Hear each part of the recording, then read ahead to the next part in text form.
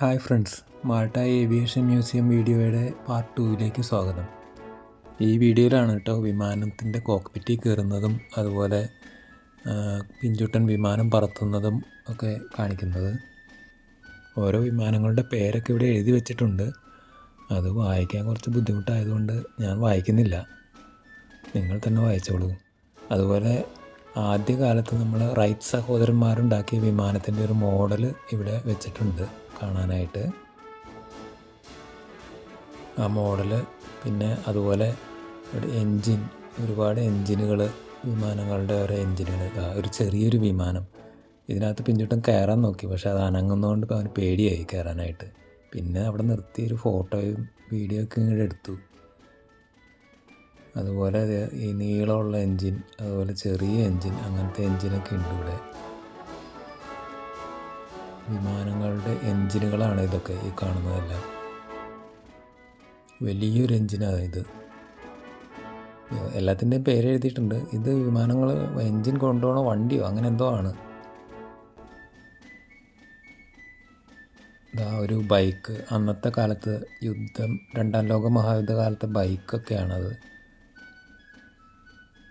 അതുപോലെ കുറച്ച് വാഹനങ്ങളും ഇതുപോലെ കാണാനുണ്ട്. കാറ് ഒരെണ്ണം കിടക്കുന്നുണ്ട് അവിടെ, വിൻറ്റേജ് കാറ്.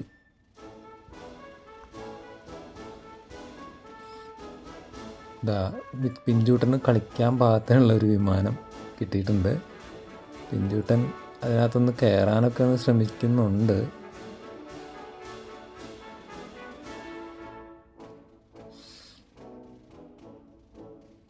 ഇനി നമുക്ക് ഇപ്പം നടന്നുകൊണ്ടിരിക്കുന്ന വിമാനത്തിൻ്റെ കോക്ക്പിറ്റിൽ കയറാനായിട്ടാണ്.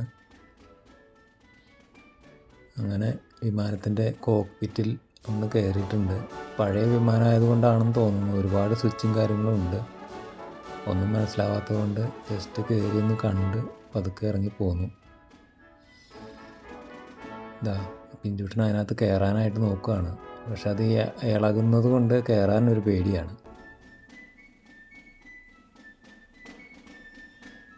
ഇതാ ഒരു വണ്ടിയാണ് 2ാം ലോക മഹായുദ്ധ കാലത്ത് ഉപയോഗിച്ചിരുന്നതെന്ന് തോന്നുന്നു.